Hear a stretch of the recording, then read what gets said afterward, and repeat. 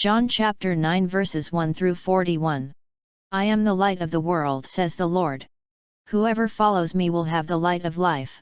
As Jesus passed by, he saw a man blind from birth. His disciples asked him, Rabbi, who sinned, this man or his parents, that he was born blind? Jesus answered, neither he nor his parents sinned, it is so that the works of God might be made visible through him. We have to do the works of the one who sent me while it is day.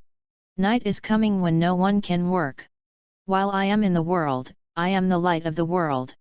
When he had said this, he spat on the ground and made clay with the saliva, and smeared the clay on his eyes, and said to him, Go wash in the pool of Siloam, which means sent. So he went and washed, and came back able to see. His neighbors and those who had seen him earlier as a beggar said, Isn't this the one who used to sit and beg? Some said, It is, but others said, No, he just looks like him. He said, I am. So they said to him, How were your eyes opened? He replied, The man called Jesus made clay and anointed my eyes, and told me, Go to Siloam and wash. So I went there and washed and was able to see. And they said to him, Where is he? He said, I don't know. They brought the one who was once blind to the Pharisees. Now Jesus had made clay and opened his eyes on a Sabbath. So then the Pharisees also asked him how he was able to see. He said to them, He put clay on my eyes, and I washed, and now I can see.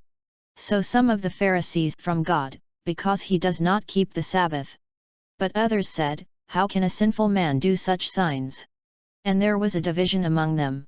So they said to the blind man again, What do you have to say about him, since he opened your eyes? He said, He is a prophet. Now the Jews did not believe that he had been blind and gained his sight until they summoned the parents of the one who had gained his sight. They asked them, Is this your son, who you say was born blind? How does he now see? His parents answered and said, We know that this is our son and that he was born blind. We do not know how he sees now, nor do we know who opened his eyes. Ask him, he is of age, he can speak for himself.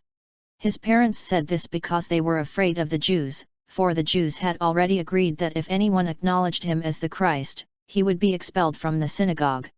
For this reason his parents said, He is of age, question him. They called the man who had been blind and said to him, Give God the praise.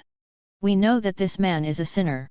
He replied, If he is a sinner, I do not know. One thing I do know is that I was blind and now I see. So they said to him, What did he do to you? How did he open your eyes? He answered them, I told you already and you did not listen. Why do you want to hear it again? Do you want to become his disciples, too? They ridiculed him and said, You are that man's disciple, we are disciples of Moses. We know that God spoke to Moses, but we do not know where this one is from. The man answered and said to them, This is what is so amazing, that you do not know where he is from, yet he opened my eyes. We know that God does not listen to sinners, but if one is devout and does his will, he listens to him. It is unheard of that anyone ever opened the eyes of a person born blind. If this man were not from God, he would not be able to do anything. They answered and said to him, You were born totally in sin, and are you trying to teach us? Then they threw him out.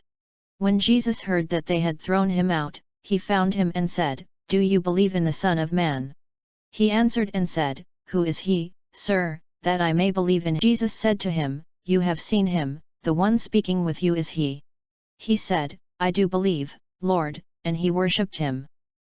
Then Jesus said, I came into this world for judgment, so that those who do not see might see, and those who do see might become blind. Some of the Pharisees who were with him heard this and said to him, Surely we are not also blind, are we? Jesus said to them, If you were blind, you would have no sin, but now you are saying, We see, so your sin remains. The Gospel of the Lord. The only one who remained faithful was the man who was cured. Not only did he remain faithful, his faith grew. It was a common belief among Jews that suffering was caused by a great sin. Jesus took this man's disorder away to teach everyone about faith and the glory of God. Afflictions come into our lives and we need to pray for God's help in understanding what He is trying to teach us. Verses 16, 17, and 34 show the hypocrisy of some of the Pharisees. They ask for the cured man's opinion of Jesus, and when they get it, they reject both the opinion and then persecute the man for his opinion by casting him out. Again, the Pharisees received an opinion that did not meet their expectations, so they rejected God's messenger, in this the man born blind, and threw him and his opinion out. I'm willing to bet this same thing has happened to you when you spoke up for God's way. Maybe you weren't thrown out, but you were persecuted for an opinion that the world was unwilling to accept. Matthew chapter 5 verse 12, Rejoice and be glad, for your reward is great in heaven, for so men persecuted the prophets who were before you. In this biblical story we see 4 different reactions to Jesus' compassionate healing of the man. People who knew or at least saw the man in the past, were skeptical. The Pharisees didn't believe because of their need to control the masses. They were thinking, if Jesus was doing things we can't, the people will think he is more powerful than us. In verse 18 to 23, we discover another truth about the social pressure applied to the man's parents in an effort to ignore God's way. The man's parents weren't even willing to be happy about their son's healing, because they were afraid they would be kicked out of the temple. Thus they caved into the social pressure to ignore Jesus and his miraculous healing. Strength is not giving into peer pressure and staying true to yourself.